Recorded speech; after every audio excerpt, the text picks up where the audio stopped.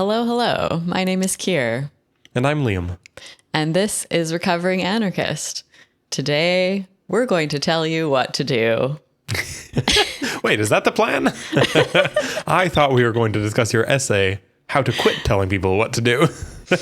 Well, one person took that title very literally and was very disappointed by the end of the article that I hadn't told them how to quit telling people what to do. So... Yeah, I mean, that happens sometimes. There was one reviewer who went to see The Big Lebowski in theaters. This is a tangent right off the bat. Who was devastated that they never showed the bowling competition that was hinted at throughout the film. It was like, where's the big bowling climax? Yeah, and no, your essay does not provide specific instructions on how to quit telling people what to do, which I guess would have been sort of ironic if you had included that, the specific instructions how to not do this.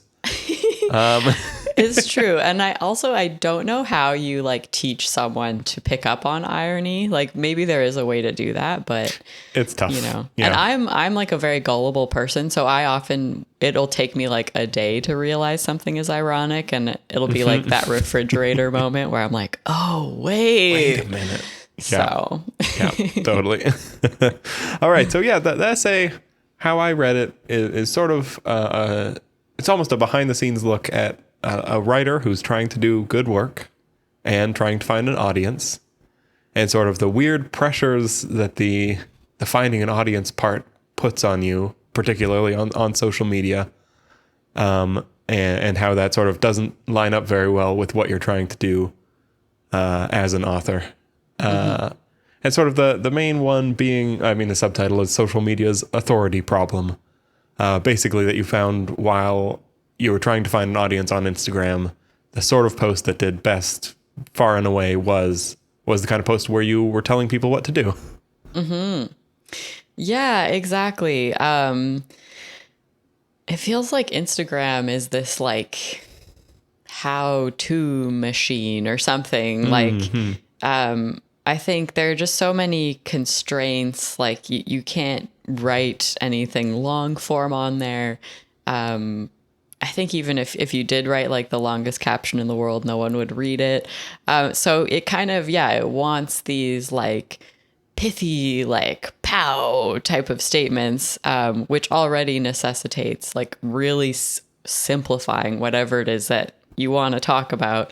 And then it also, really seems to reward content that's authoritative, right? Where it's I don't know, it makes me think of Jordan Peterson, right? 12 rules for life. And I think we'll get into this later.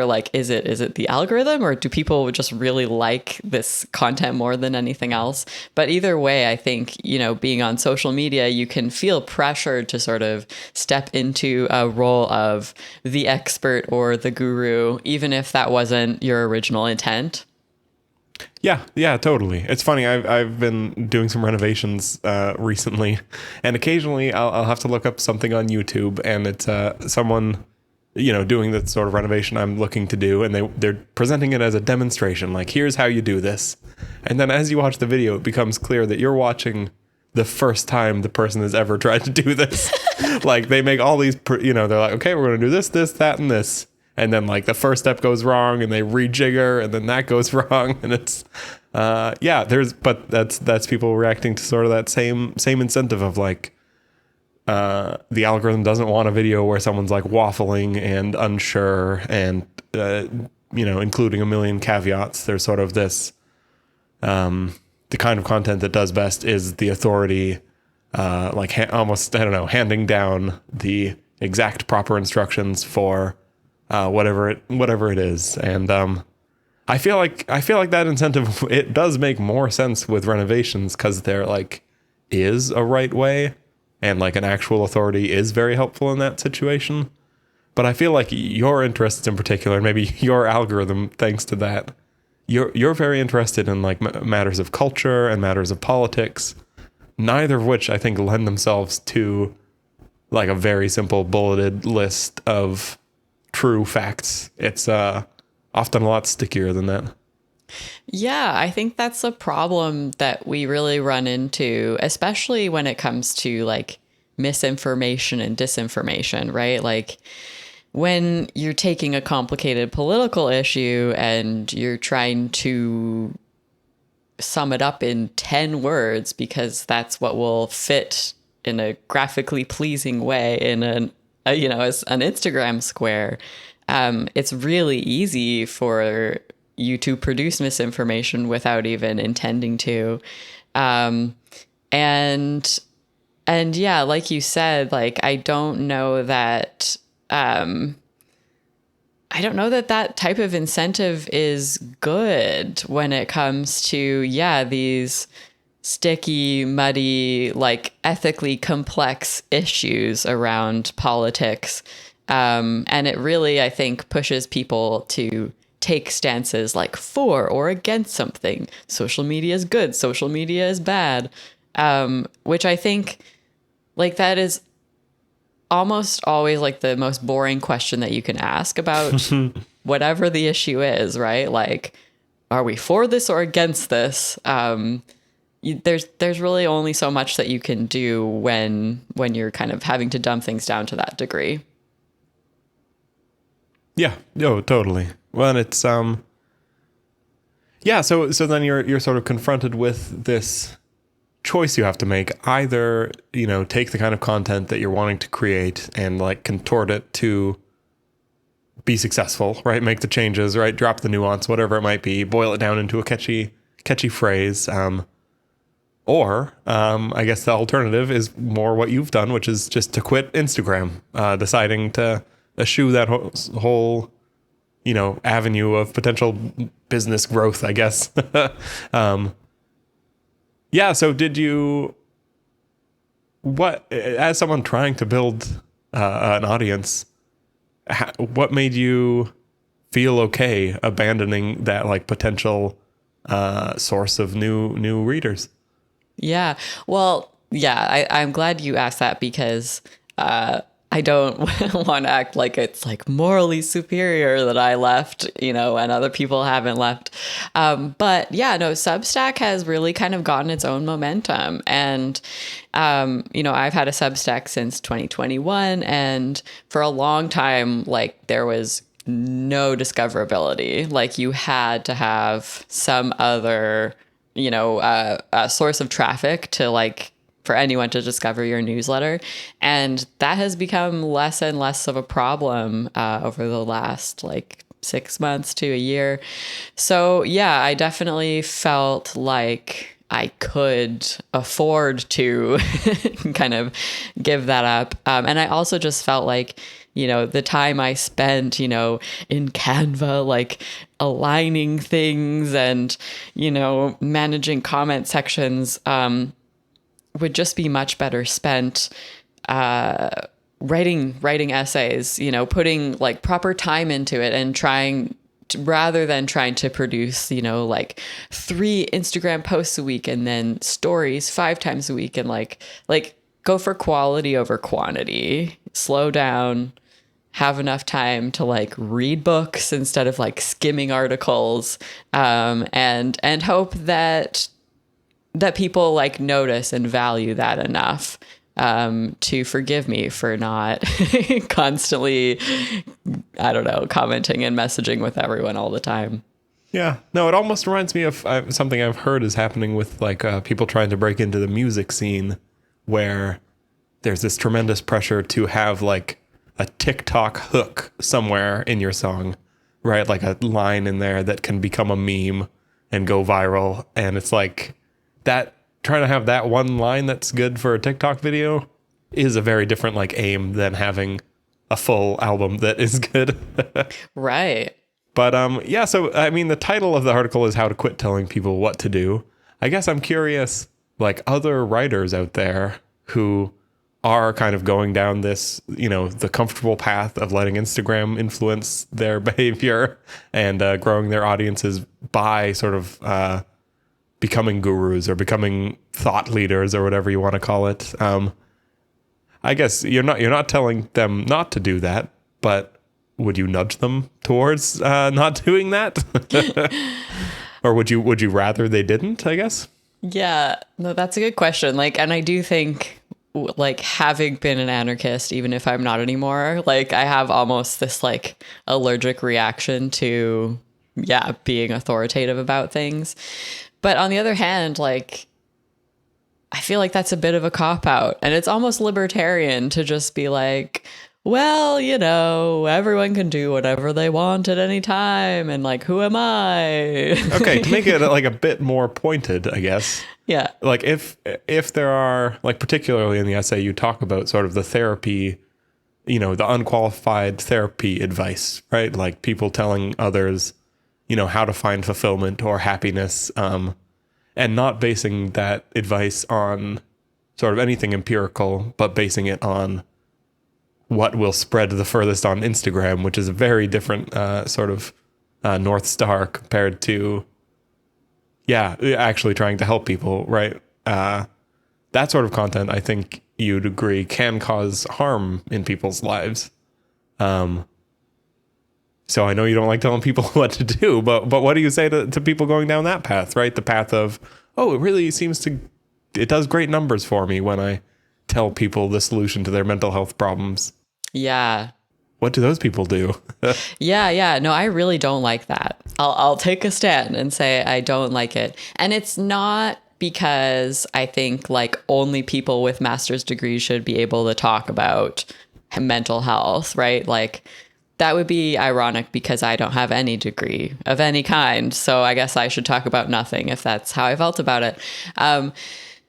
But I don't know. I think that that's like really kind of treacherous territory. And I think one of my main concerns is like these trauma influencers often don't seem well. Like the fact that they have like kind of painted themselves into a corner where they have to keep talking about and fixating on their trauma for the rest of their life, or at least the rest of their career, that seems to go directly in opposition to being able to heal. I don't know.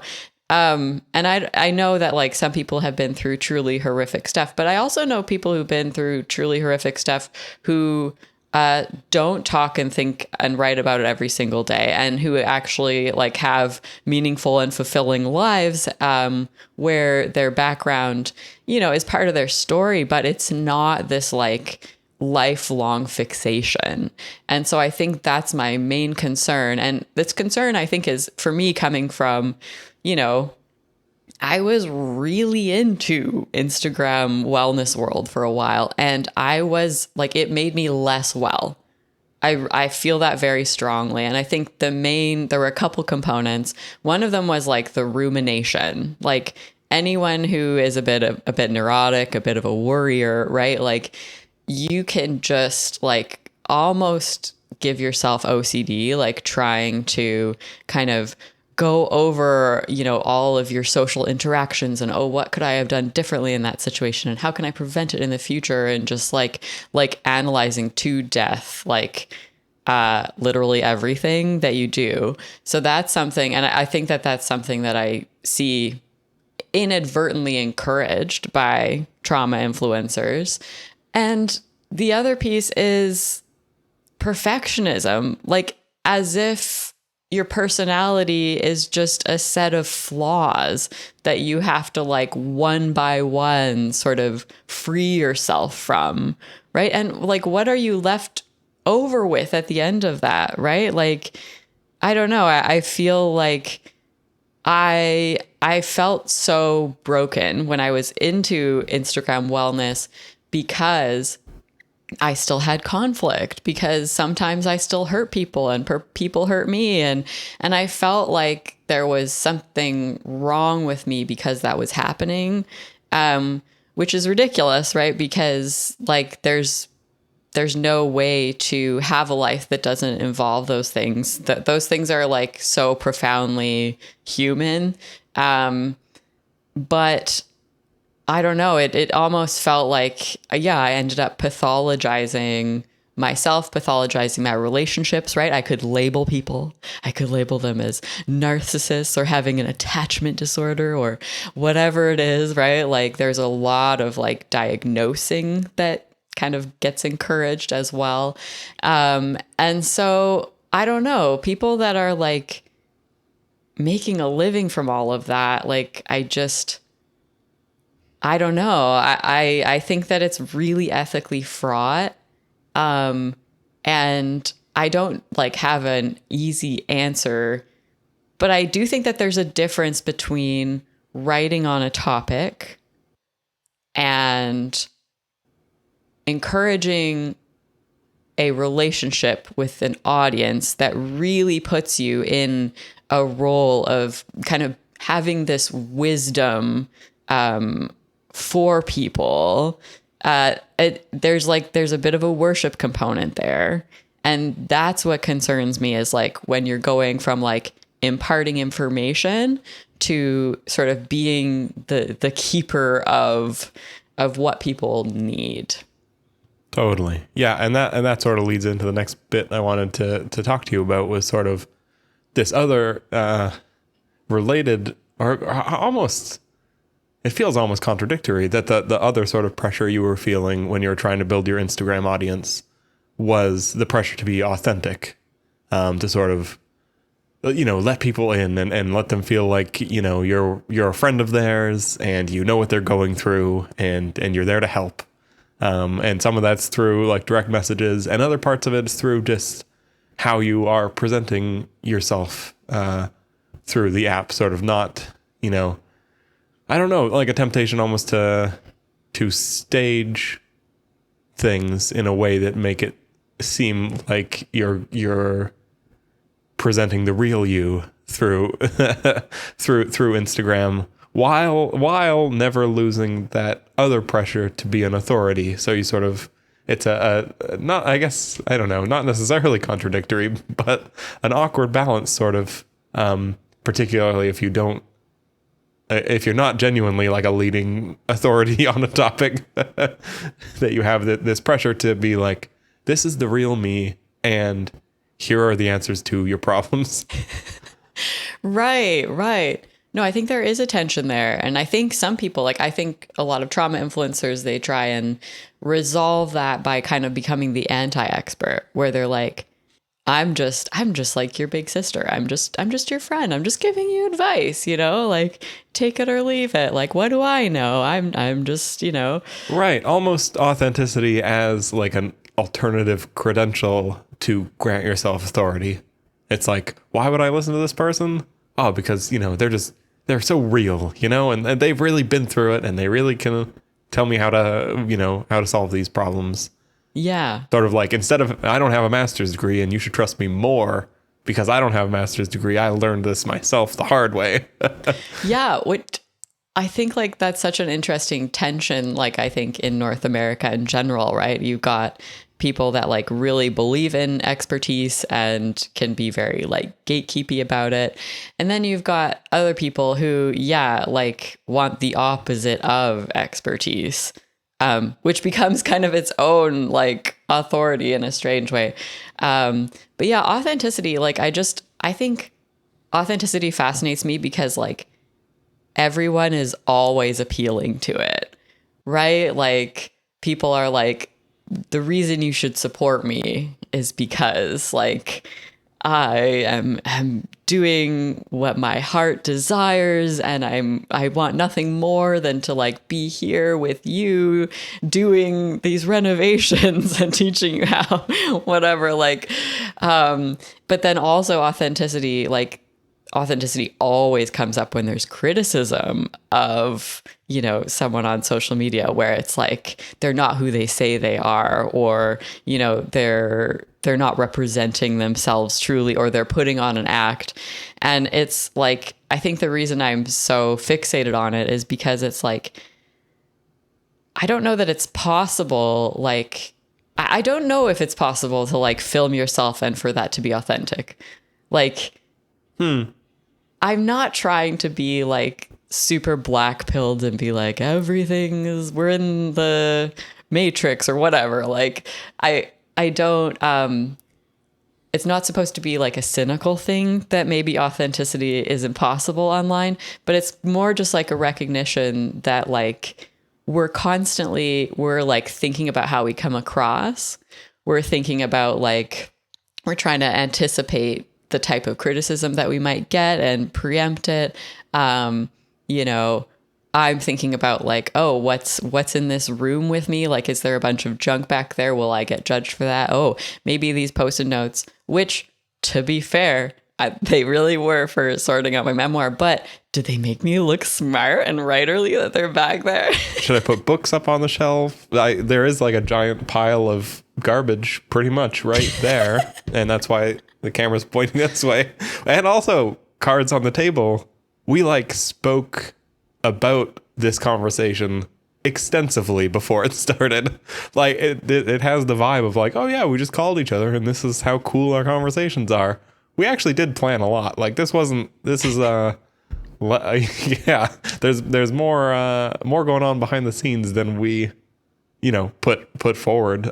Exactly. Partly because it would be boring and confusing to listen to the whole lead up. No, it's true. Yeah, you wouldn't want to hear like the practice conversation that we have.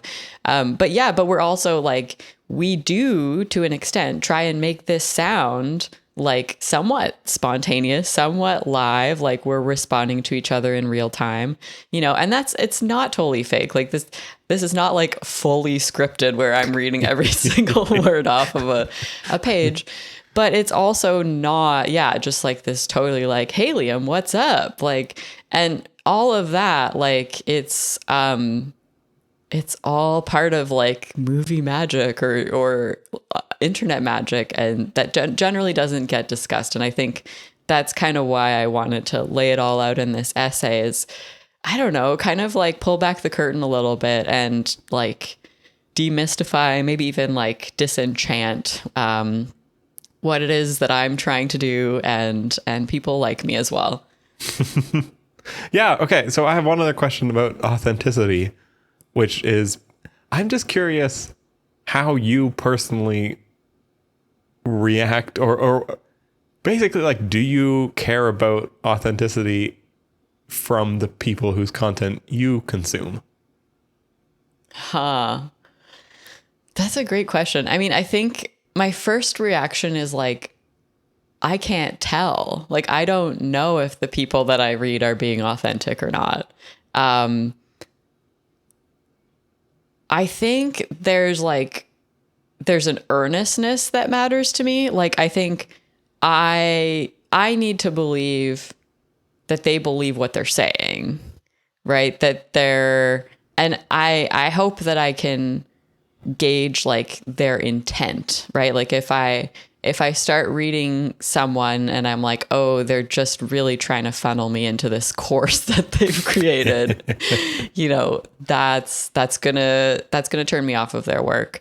And I think like for me, I also have a bit of a sensitivity towards like, if it feels like someone's really trying to push the parasocial button, like when someone is like, okay, here's an example. You won't hear me or Liam on this podcast say like, we love you, listener. Yeah, totally. Yeah, I also when I'm like following someone and they do that, I have a negative reaction, the opposite of the intended reaction. Like, or yeah, even I don't know. I get a little eked out when like a creator comes up with a collective name for their audience. You know what I mean? That like, so like I don't want to say a specific one because, whatever people want to follow is fine. But yeah, just sort of like the explicit creation of like an in crowd and like, you guys really get me through all the hard parts of my day. It's like, oh, I don't like that. I don't want to help you with your day. Yeah, it's like, you don't know me. Like you can't know me. Like I want to read your stuff. I don't want to like, I don't want to be part of your emotional well-being or whatever, right? Like, yeah. So I think like those are the kinds of things that definitely don't work for me. Or I would also say like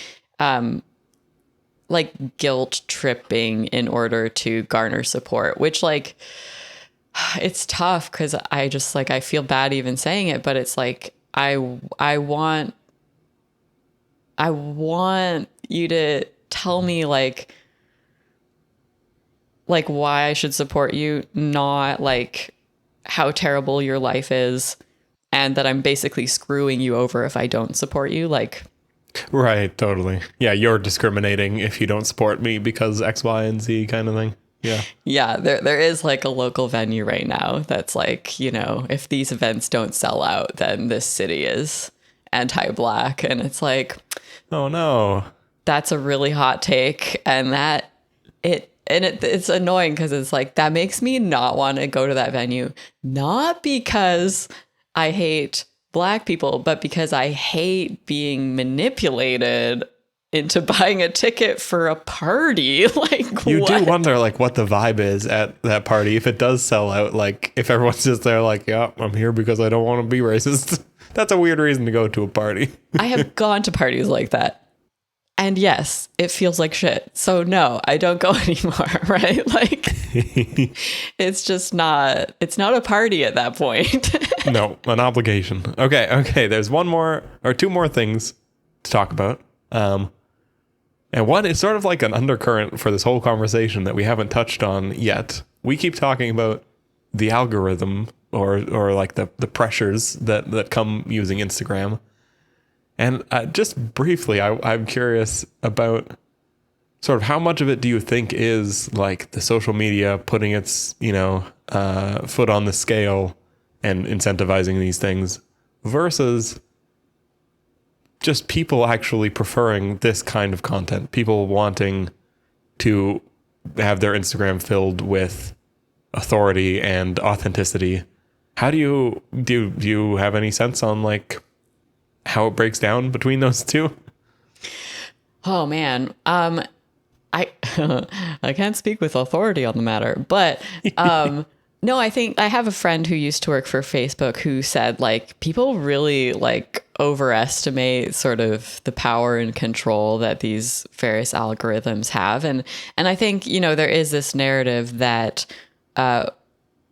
social media like foments outrage and, these negative emotions. And it's interesting because like that could be true. That could also be partially true, or it could actually be that people enjoy outrage. And when I say that, like, I'm not even talking like consciously, right? Because no one's going to be like, I love that Facebook makes me angry, right? Like, no one's going to say that. But if people keep going back every single day, multiple times a day, in order to experience anger on Facebook, is that fully the algorithm's fault, or are they getting something from it that they don't realize they're getting?